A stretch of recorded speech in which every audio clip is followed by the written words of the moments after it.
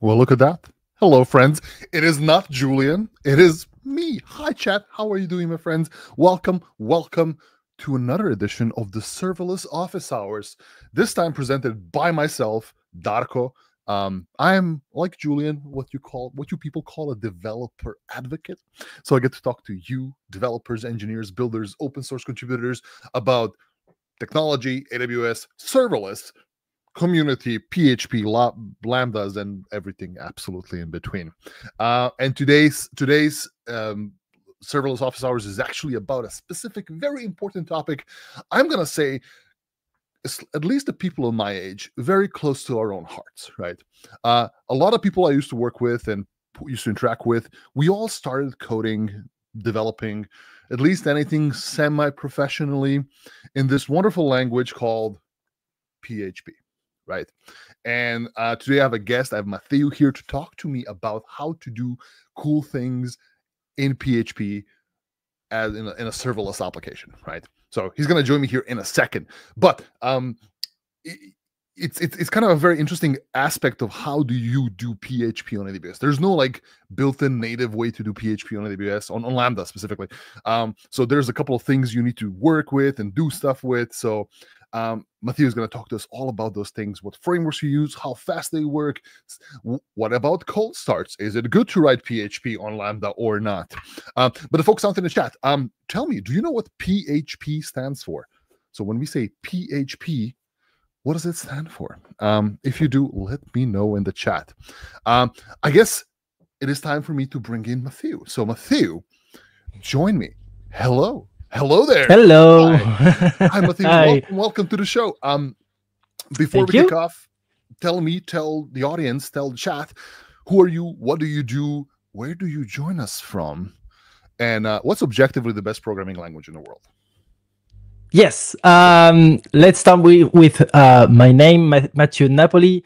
As you may guess, with my name, no, I am not Italian. I am French. I come from France. I live near Lyon. And yeah, and I work a lot with PHP. I work a lot with AWS as a consultant. I work with different companies, trying to help them run PHP at scale on AWS. And I've been doing that for 6-7 years, I think. Wow. So that's like what I do. A mix of open source and working with like real projects. I love that. So, and the most important question, what is objectively the best programming language in the world? I think that's a tough question, but yeah, PHP is very close to my heart, obviously. Yeah. Of course. I would love to hear chat as well. What do they think is the objectively the best programming language in the world? Because that always turns out great. I see Neobits in the chat saying PHP hypertext processor. I love the recursive first originally it was personal homepage, but they changed they changed what the abbreviation means to, because it's fun and because it's no longer like personal homepages today. So I guess it makes for a bit more professional version. I guess so. And also recursive acronyms are great. So I was always a fan when I was younger. Wine, the Linux Windows emulator, Wine is it's also a recursive acronym for Wine is not an emulator. It's great. I love it. So I see a couple of comments in the chat. Lewis says it depends. It's all C at the bottom. I like Python. Yeah, of course, it's always C at the bottom to an extent. Erie Edit says, I heard Rust, but I can't confirm. I can confirm Rust is objectively the best programming language in the world. You can fight me on that. But I think definitely a lot of the influence comes out there. At least PHP is an incredibly important language, right? People may scoff at it, like, oh, who uses PHP anymore? But it is an incredibly important language out there. Like so many things, and Matthieu can confirm, so many things out there are actually being built in PHP, maintained in PHP. So I've actually worked with, back in the day, with sysadmins who used to automate everything in PHP. So not web applications, but like server automation scripts were written in PHP. So, which kind of blew my mind. I'm like, why would you use PHP? But there's no reason not to use PHP for that. So, so I am excited to hear about how how PHP works in the serverless world. And I did break out my copy of Macromedia. Though this one doesn't support PHP because it's from 1997. But so about PHP and serverless. Do people use it? Like, I assume they do. How does it fare against some other languages? And what are your experiences with that? Yeah, let me start. I want to start with like the story I always tell, but I think it's important to ground why PHP and why PHP on AWS Lambda at all. Yeah. I started with PHP in 2007. And at the time I was a student, I was writing Visual Basic applications, and I wanted to share some code online. There was no GitHub at the time. It was, it was a different place, the internet. And I figured, okay, I need a website. And I look at a bunch of different options. And my grandpa at the time actually brought me to PHP because he was writing websites in PHP. Okay. And what I really loved about it is how accessible it is. Like PHP used to be the language really accessible because it's easy to get started.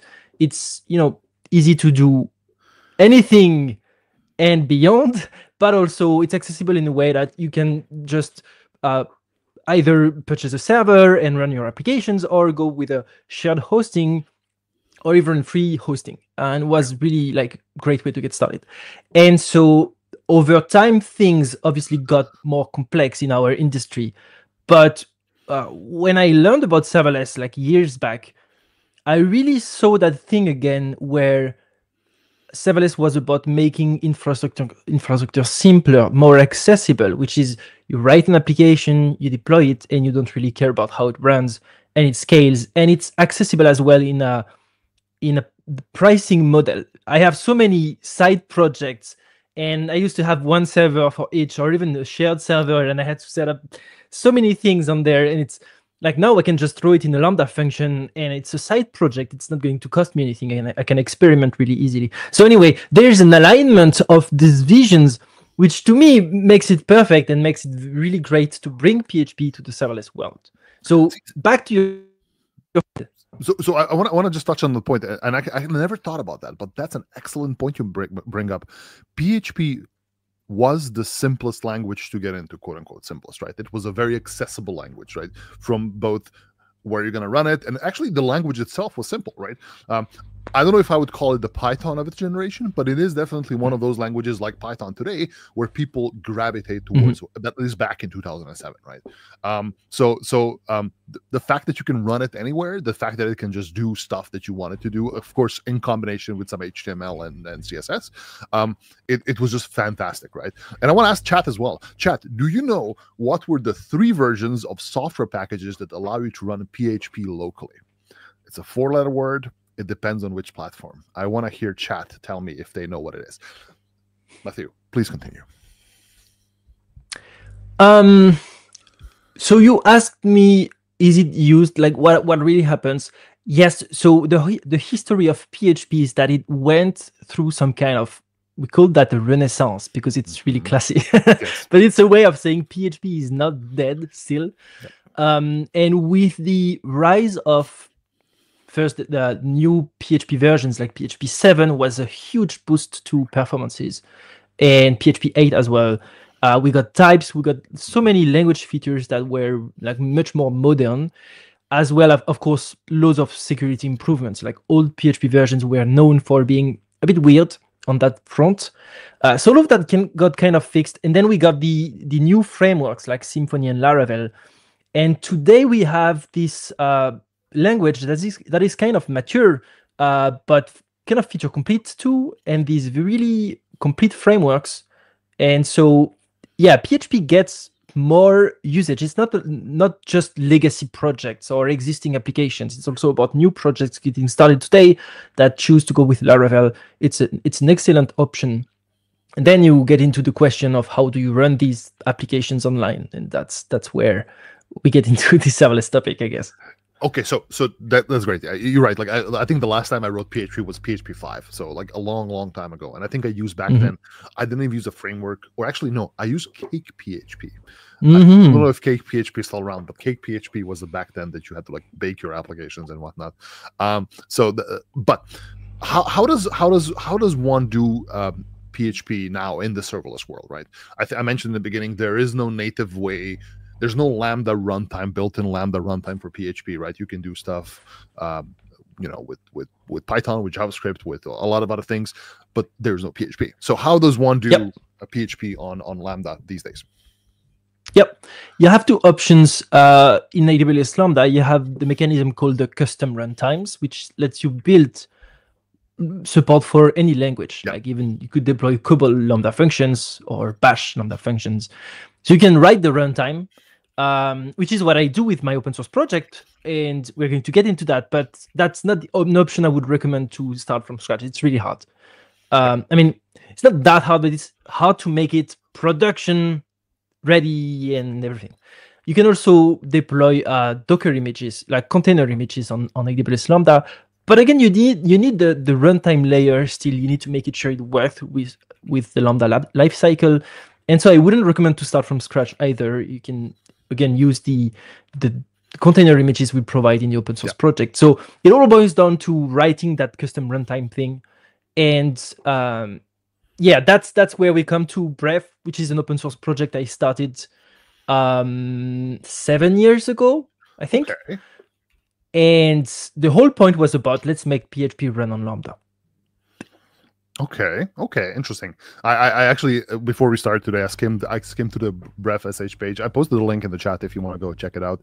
But bref.sh is the platform page you go, and so how does one what does Bref specifically do in this case? Because I want to talk about that. So a combination of many things. Of course, you have to, if you want to run PHP on Lambda, you have to bundle the part of the custom runtime that we call. You have to bundle the PHP binary. This is what is going to execute our code, because PHP is an interpreted language. So you have the PHP binary compiled specifically for Linux and the version that, like Amazon Linux, that runs in AWS Lambda.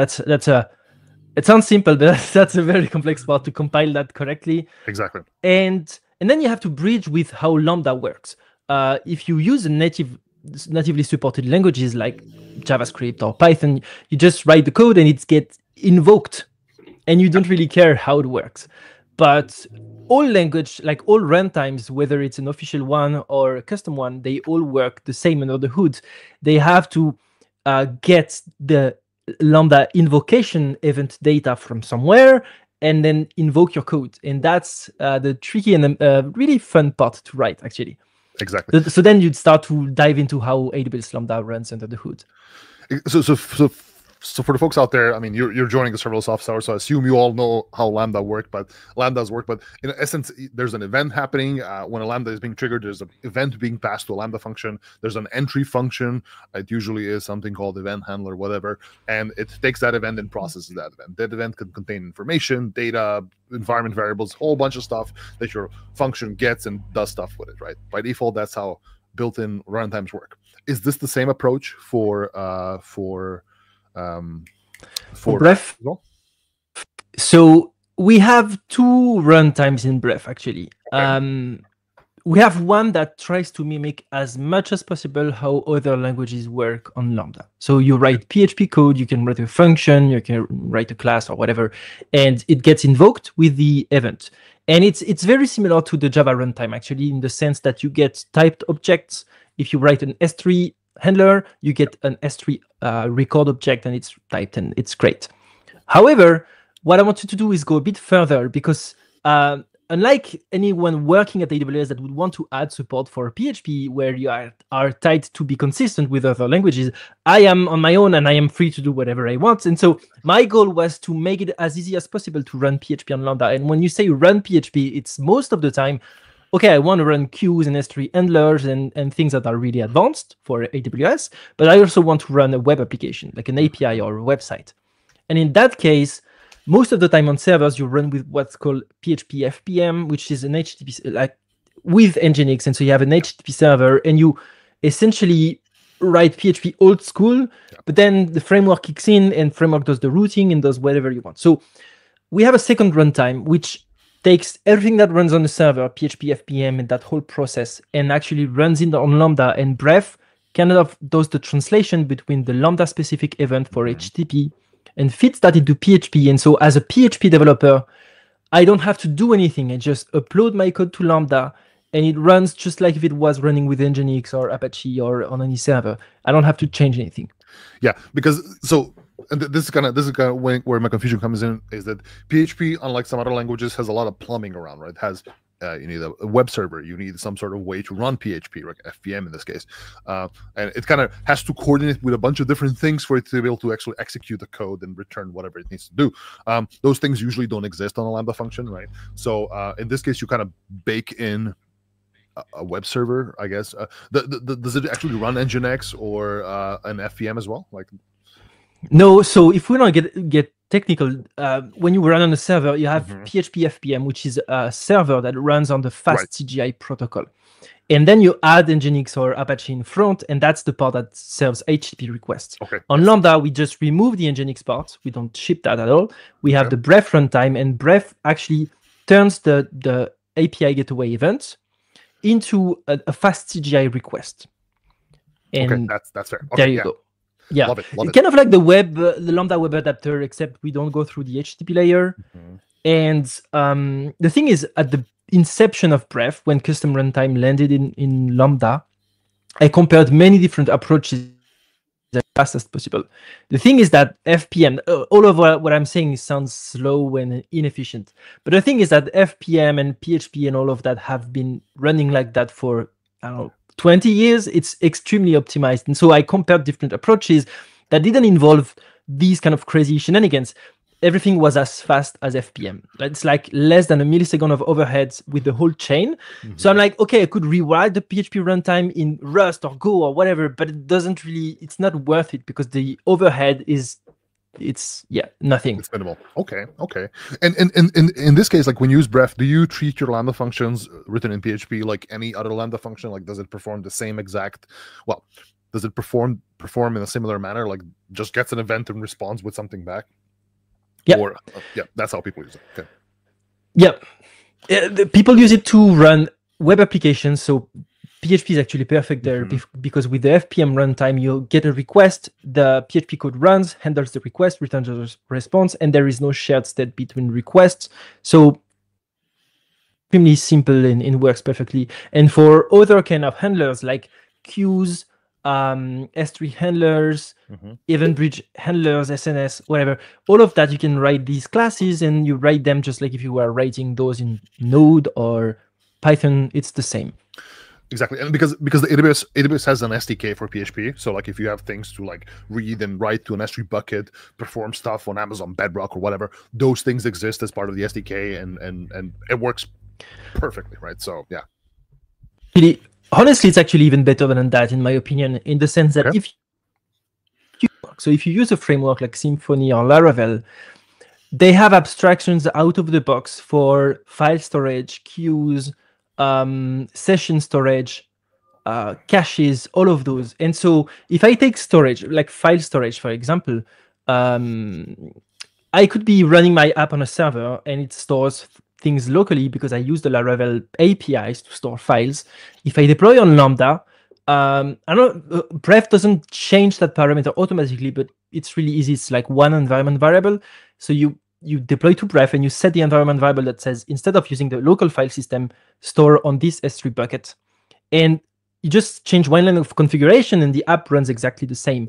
And it's the same with, so we have these, you asked me earlier, what is Bref? It's the runtime, it's the PHP compile binary, it's all of these integrations, but it's also the integrations with the framework. So another example is Laravel has a queue system that is really, really solid. You run that on a server and you run your workers and it's all working great. Move to Lambda, the Bref integration just sends the messages instead of, I don't know, RabbitMQ or whatever, sends them to SQS. And then Bref automatically handles the SQS invocation to run the Laravel worker. So as a user, I don't change anything. I don't even have to think about what's the payload for SQS. I just write a Laravel job handler and it just works. Amazing. I think that's kind of the showcase of how mature the PHP frameworks and the PHP ecosystem is. So you have all of these very much advanced and very much developed frameworks like Laravel. I'm not sure about Symfony, but like Laravel in this specifically here, that kind of can help you do all of these things. So love that. Are you able to show us a little bit of Bref and how does this work? Maybe you can kind of give us a sneak peek at the code. How does this? Because I assume you use something like serverless or SAM or whatever to deploy the Bref application. Yeah, so I can share my screen then. Okay, let's do it. Yeah. While you do that, this I'm is going to the close my homepage, window. by There's the a way. truck in front of my house. Give me just a second. You keep talking. Talk to chat. Okay. Yeah. So this is the homepage of Bref, and let me jump right into the documentation. You will see we have kind of 3 ways to onboard based on your framework. Let's say I'm using Laravel. I could be using Symfony or any other PHP framework or no framework at all. But the idea with Laravel is I am taking that from the perspective of I don't want to relearn everything on how to run on AWS Lambda. I'm starting from what I know, and then I adapt what I have, like Laravel, to Lambda. And this is maybe not the best example, but I have a Laravel application. I will install Bref. And then do I have an example somewhere? I can show you an example of a YAML file. Because the idea, let me show you with a very basic PHP project. Yeah, that's what I want to show. Okay. PHP project, no framework. This is what is created out of the box. So Bref, by default, will tell you to use the serverless framework to deploy your applications, but Bref is a runtime. So you can use, I've used the CDK. So Bref even provides CDK constructs. It can work with SAM. It can work with Terraform as well, anything. But for simplicity in the Bref document, they document how to use serverless framework.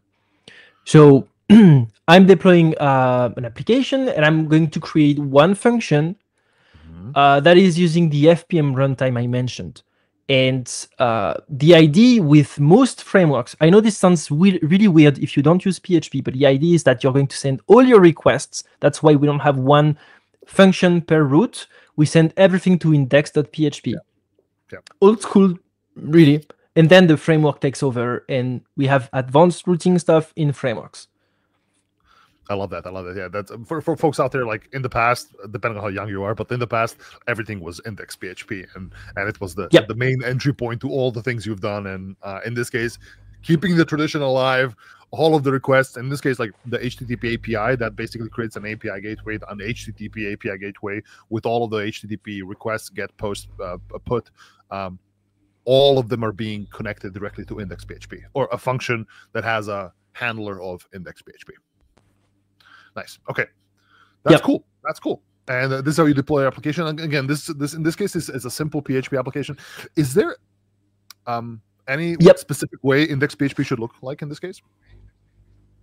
Like how does the index PHP handle the event in this case? So let me show you. Let's say I'm going to go into. I'm going to create. Let me. The long version require Bref/Bref.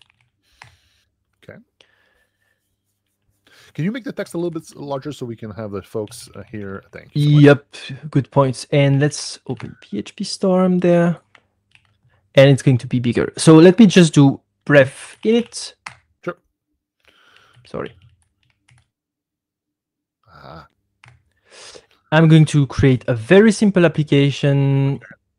And let me open serverless.yaml. That's what we've seen just before. So one function, index.php, and index.php is HTML. That's really old school. It's not really how we do that, but it could be hello world, and that's as simple as it gets. So that's PHP in a nutshell. However, in most frameworks, what index.php does is it's like the main. It's like the entry point of the application. So index.php would boot the framework, would connect old school stuff from PHP, like global variables and stuff, into the modern version of frameworks, how you access the request, routing, controllers, all of that. So if I show you what index.php looks like for a modern framework, it makes no sense because it's just one line that starts the framework, essentially. So, but in the case, for example, that you're creating an event-driven application, something that oh yes, okay, because that's kind of yeah, I would love to see a little bit of that. Yeah, so the FPM version is for HTTP applications where you want to just return HTML back, right, or whatever. Yes, and integrate it with the framework. If you're writing event-driven applications, you start with that. So same as before, except here, and I want to be clear here. I'm saying previously we had -fpm. These runtimes don't really exist in serverless framework or in AWS Lambda. What the magic is that we have the Bref plugin that adds support for these. So instead of fpm, we just use this runtime, and index.php looks like this. Excellent. Looks very familiar, I guess. Yes, exactly. Yeah. PHP 7. And the thing is, that's the AWS style handler. However, with Bref, let me show you. Let's say I want to handle use cases. So you can see we have the documentation on how to handle different use cases. Let's say I want to handle S3 events. Yep. I can also write a class with typed objects. And that way, I don't have to write a function that takes any kind of event, and I have to check it's provided. I know this is S3 class from Bref. This is PHP, so hopefully it looks a bit like TypeScript, but yeah, most people use these classes. SQS is very similar to what you get maybe in Java. I like that. Does that make sense? Also, yeah. So in this case, folks, the way this works is that by all means you can just take a raw event from the function handler, right, and just process the event. But the smart way to do is actually to cast that into a specific type, right? In this case, like an SQS event. This gives you a type safe way to interact with an event, and that if your function doesn't receive that type of event, something is probably wrong. So like that, like that very much. Okay, cool. This is pretty neat. And that gives you, recently, like a few years ago, I guess we had partial batch responses, and so we have helpers for this, so you can mark as failed a record. And Bref will automatically return the right response with the right format for SQS to say anything that didn't failed is okay, and these specific records were failed, for example. Okay, that's really cool. Like that. Okay, so you mentioned in the beginning like overhead and FPM being here and potentially like a lot of stuff, and now specifically when it comes to cold starts, right? I want to discuss a little bit about that. Like, what's the real life implication of it? What's the actual impact of using something like Bref with FPM on your Lambda functions? Because folks, there's a thing called a Lambda cold start, which basically, if your Lambda function hasn't been running for, I think 10 minutes is the number. I'm not really sure. I think it's 10 minutes between invocations. The Lambda turns off. Basically, the environment just goes away. And when somebody invokes your Lambda function again, it needs to kick it in again. And this takes, depending on the runtime, depending on what you're doing, it takes longer than usual. And which means if you have very sporadic way of invoking your functions, this can potentially increase additional costs. So the longer the execution time will allow the function, the longer the cold start, the more money it costs. So how does this work with PHP? Because unfortunately, a lot of the perception out there about PHP, it's just an ancient, slow language. But is it? Does it matter? What are the numbers we're talking about here? So warm invocations, you get the same performance as on a server or as with other languages. In this Hello World, I had, like, even this one, it's less than a millisecond to execute on a warm invocation. Cold start is different. Cold start, the main factor that impacts the duration of the cold start is the size of the application. The thing is, with custom runtimes, the downside is that the size of the custom runtime itself, so Bref and the PHP binary, they count as the size of the application because it's a layer, and that's how Lambda works. Anyway, what I'm trying to say is that the minimum cold start duration is 250 milliseconds for PHP. If you have like a hello world application or a small application, like a small Lambda function, if you start adding way too much stuff into your Lambda function, you could have cold start with up to a second. So we have a whole section about how to optimize the functions, like the application that you're deploying, to not deploy obviously your development dependencies, your test files, your node modules, all of these things, so that in most cases you have the cold start between 250 to 500 milliseconds. Yeah. And while we talk about that, can I put up something? Absolutely, you can. That I built. I will share as well in chat. Okay. Let me. I'll post it in. I'll paste it in the chat. Oh, I cannot post that. Yeah, can you? Can you? Yes, I can. Yes, I can. Watch Dash. I'll keep talking. I'll talk about. Okay. So anyone can go on that website and click the button send request. What it does is I built this to illustrate how cold starts work, and so we can see that. So if I click the button and I send a request, we will see here a Lambda instance. Yeah, the orange part is a request. So that was when I clicked. And you can click more. And the idea is that if we all click at the same time, we can see the application scale up, and we can see the instances live and see how many cold starts we have. So each new block is a new instance and is a new cold start. And then you have the warm invocation below. That's really cool. Okay. So this is, I love this. So we can all click together and we can chat. You can go and spam the send request button. I know I certainly do, like that. This is pretty neat. Okay. And what are the little orange bands? What do those represent? Those are the invocations. So when a request is handled by the Lambda function, so we can see that it's fairly short. We can also see that each container, like each instance, handles one request at a time. But yeah, all of this applies whatever the language you use on Lambda, by the way. Okay. But we can see as long when we have many containers started, then we don't really have cold starts anymore because we don't have enough requests. I love that. That's really cool. And then after a while, again, certain amount of seconds, the invocation environments just go away, right? The specific ones. Okay, that's really cool. Yes. I sent the link to the chat, by the way, folks. I think it should be in the YouTube chat as well, but it's also on the screen. Watch-aws-lambda-scale.com. Shoutouts to the great domain name. Amazing. So that's really cool. And again, understanding how you can optimize your cold starts can be very beneficial for like cost optimizing your applications is critical. Don't just kind of blindly run it. And specifically here now, I'm intrigued by the fact that you say that you compile a PHP binary. That first of all blows my mind. Like I never compiled PHP. PHP, as you said, is an interpreted language. So what happens there when you compile a PHP binary? Like, is it like, are you wrapping it in some sort of a runtime environment that runs FPM with it, or like, can you share?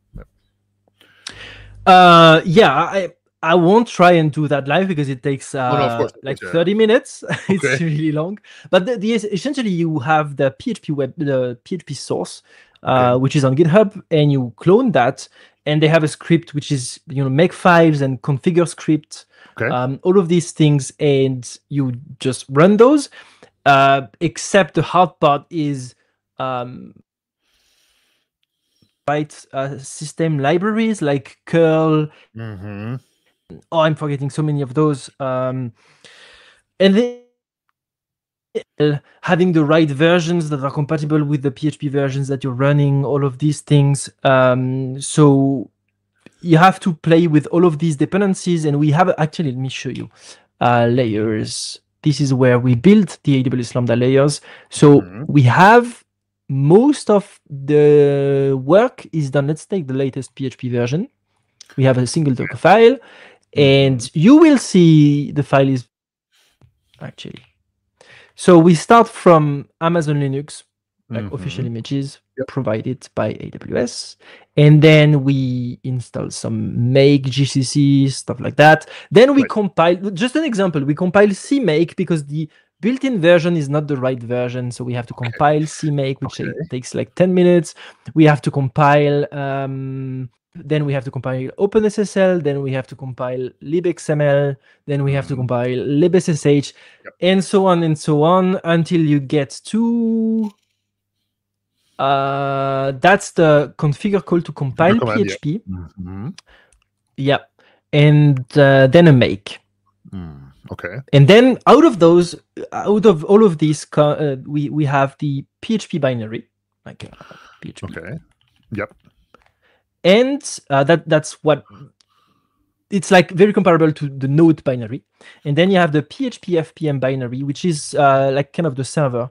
And this one, you have to start it in a specific way to say you have to run as a daemon and listen to this port and run like index.php whenever you are called. And that's what Bref runs inside AWS Lambda. And then so the thing that the Lambda gets, it gets a layer that has this compiled version of PHP FPM in this case, and then it gets your raw index PHP files, right? Yes. Like so. Let me show you.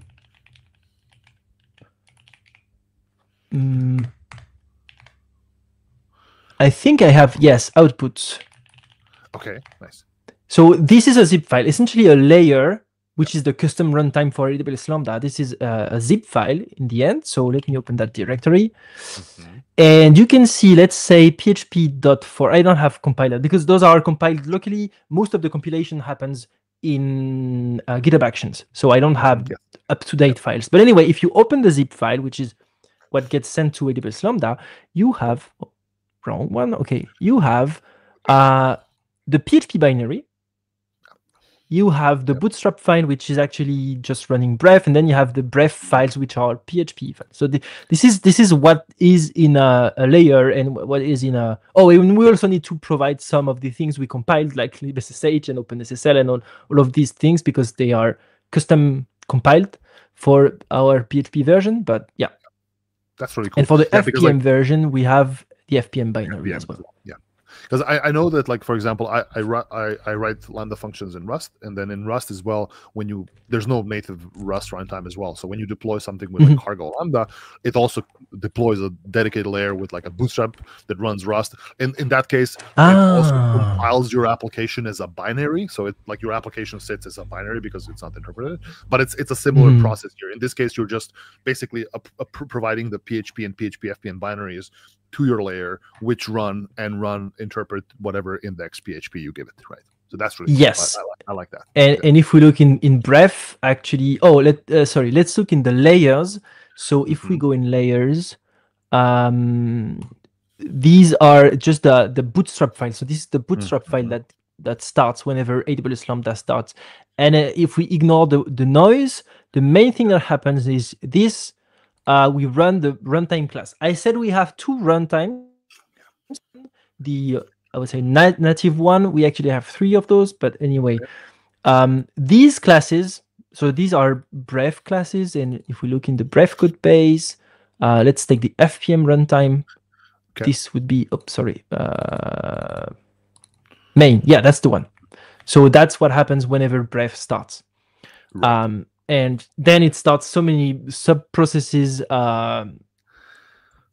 has hook system. Yeah. We're getting deep into how it works there. But that's really cool. Now, it also automatically handles. And I wrote PHP so long ago that I like dependency handling was way different back then. But it handles like all of those auto loads and Composer stuff. Yes. Automatically. Okay, that's really cool. Yeah. So if you have an application that uses Composer to add SDKs or whatnot, this all handles it for you. That's really cool. That's really cool. Also, huge fan that you ship it like with serverless and like CDK and whatever. So like you kind of just, it does it all the hard work for you. You just sit back and write your PHP code. So I like that. I like that very much. Awesome. And there is I'm a bit off topic, but there is one thing that is really cool from building the runtime here is that I'm thinking about that because of this line, the cold start tracker, something I wanted to bring up with regard to cold start. We actually have something inside Bref. So let me show you the Bref homepage back there. you can see on the Bref homepage how many AWS Lambda invocations were processed with Bref in the last 30 days. It's 44 billion. Yes. Billion. And this is updated live. I mean, like every hour, I think. Okay. Wow. This number is, since we have, like, we build the runtime from scratch.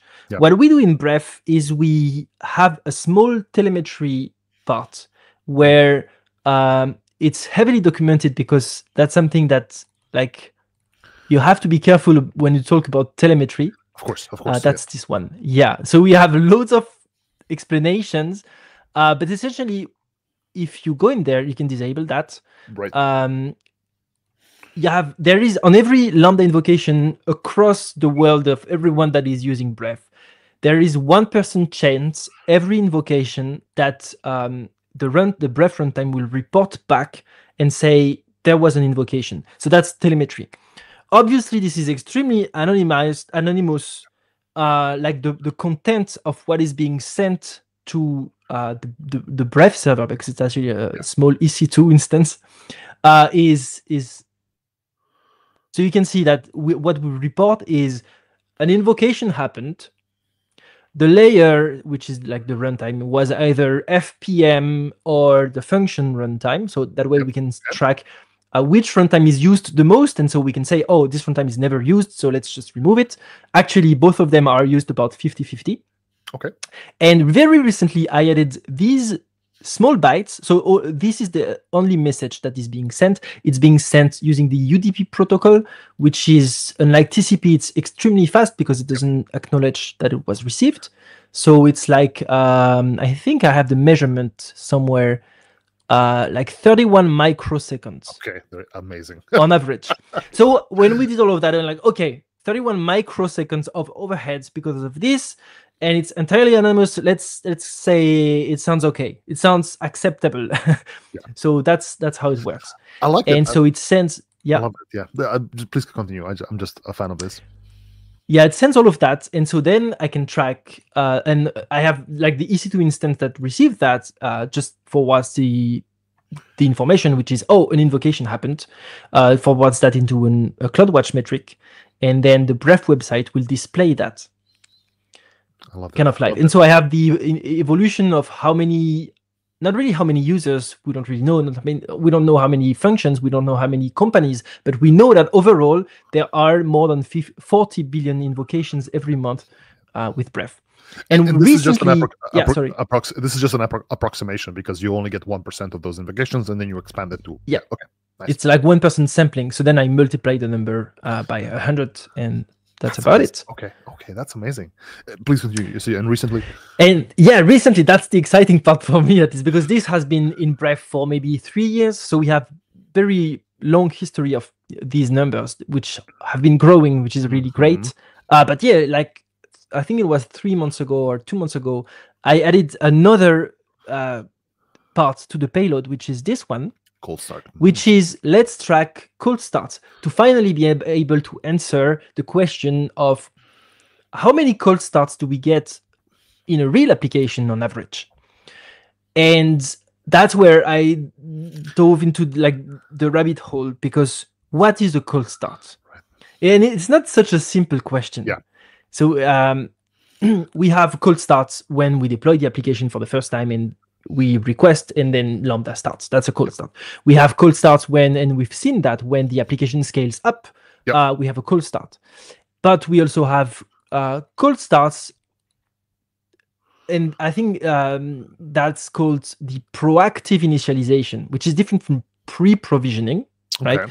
Proactive initialization was documented by AJ, who is another AWS hero. Yes. And he discovered that, really, really good stuff on that blog. That's really well worth a read. But he discovered that sometimes AWS Lambda will start an instance, but there is no invocation, just started in advance, because Lambda knows from past experience, like past trends, that there might be some invocations coming soon. So some invocations are some cold starts happen, but they don't really impact the user because they happen outside of the request. right? Yep. So exactly. if we just look at, how many cold starts do we have? That's not a clear picture. What we care about is how many cold starts were actually experienced by users. That's the real measurement we want. Right. Okay, awesome. And so now that you collect this information, do you have some numbers about the cold starts? Yes, I do. Yeah, I want to see that. I want to see that. Yeah. So what we have is a whole helper which tries to figure out, a cold start happened. Let's report that, but let's report that only if it was a user, what I call, that's my own vocabulary, user-facing cold start. Yeah. And it's not a proactive initialization. So what is the number? I've waited for like large enough sample size. So I have my numbers. So we have we have a sample size of 2 billion invocations. So that's not as big as the whole number of invocations, because not everyone has upgraded to the latest Bref version. But 2 billion invocations in the last 30 days, it's of measurement, it's good enough, I would say. And out of all of this, the number is that 0.3% of these invocations were user-facing cold starts. Okay. So now I can finally say, if you deploy something in production on Lambda, reasonable traffic, not just a side project with no traffic, right? But you can expect 0.3% of requests of public invocations to be cold starts. Okay, yeah, that's a very fair thing, and that's a thing you should definitely understand, because depending on the scale, it actually may affect your costs significantly, right? So that's really cool to know.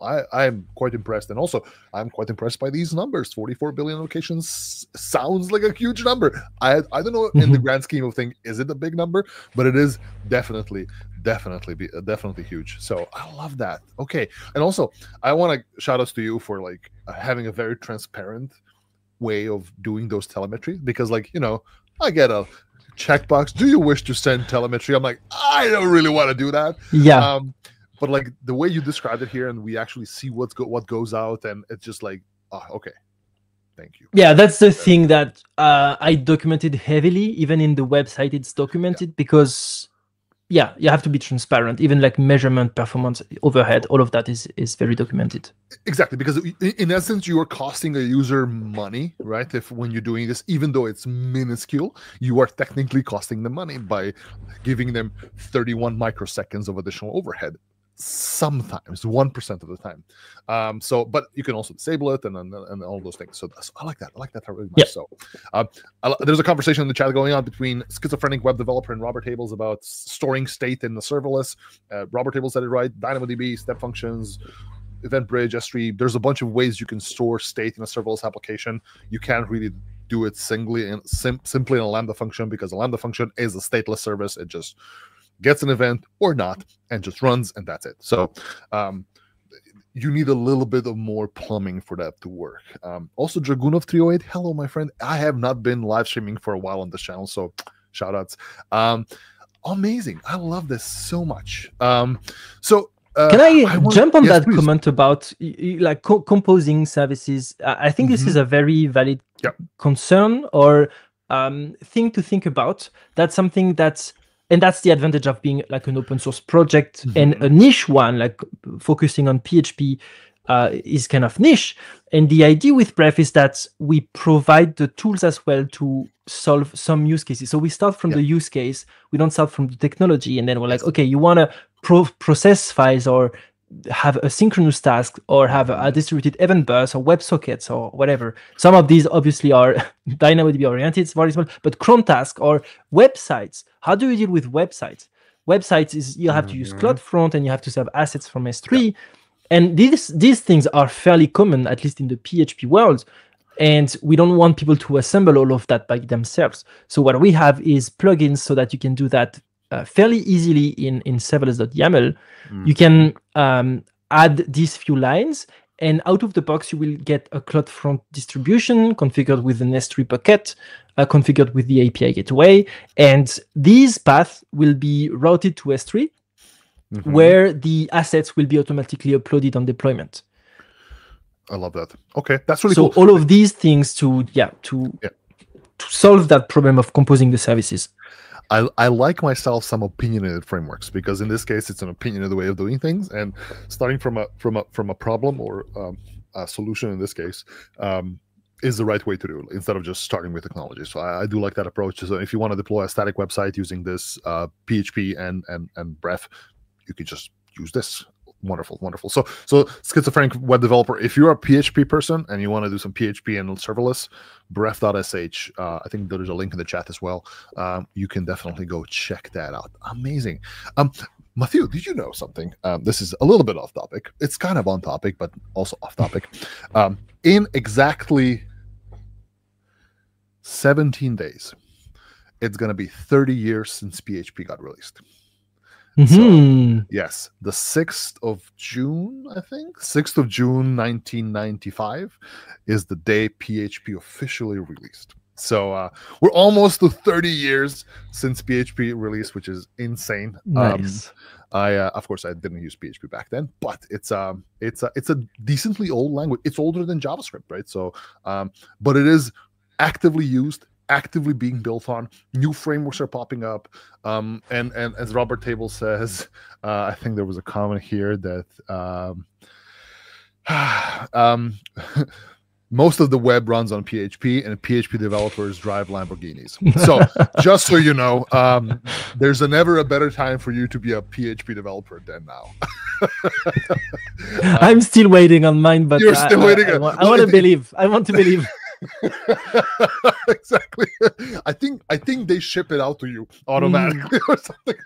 Interesting. But again, big fan of it, because you can do so much about it. And like, if you ever thought like, oh, I'm not even gonna look back at PHP because it's no longer the thing, oh boy, you're wrong. So again, with frameworks like Bref and AWS Serverless, you can do these amazing things still in the wonderful language of PHP. And this is a book from 2001. So this, I don't even know which version of PHP this is based on, but they're doing it on Windows 2000. So it's a little bit of ancient technology. PHP has evolved way significantly since 2001. But yes, I love that. I love that. Yeah, I would say if anyone is curious, I would actually skip on looking at the PHP website. If you just want to look what PHP looks like today, like the daily experience, I would go to the Laravel website and look at the documentation. Yeah, Laravel is a very good place to start. So that was my question, kind of for a wrap up here. What advice would you give to potentially aspiring PHP developers or people who want to go back into PHP in a while? How do they start? And again, laravel.com is a great place. I posted a link in the chat. What else should people be looking at? Yeah, just to explain and expand, Laravel is so it's a web framework, and the nice thing with it is that it provides a lot of things out of the box. Whether it's, I can name so many things like ORMs and authentication and all of that. Like, usually when you look at the Laravel documentation, because I didn't use Laravel for a long time, I was using Symfony, and I looked at the Laravel documentation and I was like, oh, it does that. Oh, it does that too. That's crazy. And it works really, really well. The community is huge. And I think that's something that really helped also PHP stay relevant, is the community. So yeah, huge shout out to Laravel. If you want to get started, the Bref documentation is a good place to just even play around. You don't have to deploy something crazy. We do have a problem in the PHP community, which is the PHP website. We know we have that problem. It's obviously tough to change the website drastically of a language as established as PHP. Like, the PHP documentation is good. It's just not really fun. It's not really modern. Okay. And so you have to abstract from that. I mean, even looking at the PHP.net, shout outs to the folks at PHP, the website looks like it's 2009. So I do there are some efforts to modernize that, but yeah, Okay. Yeah. Yeah. I do see the nostalgia factor of this one. So definitely the documentation could be better. Oh my god. It's been such a long time since I looked at PHP documentation, so I'm now going at it. That's fairly understood. So Laravel, and I must say that unless you want to do something incredibly basic, you should always use a framework, right? There's no reason for you not to use a framework. Long time ago, when I had no beard and had a lot more hair, I didn't use a framework with PHP. So I built a whole website with like authentication and users and MySQL and whatnot. I did it just in raw PHP because I didn't know better. And then I've tried the framework. I'm like, oh my god, this is so much better. so definitely don't sleep on a framework. And Schizophrenic Web Developer says Laravel is opinionated. That's true. That's true. Yeah.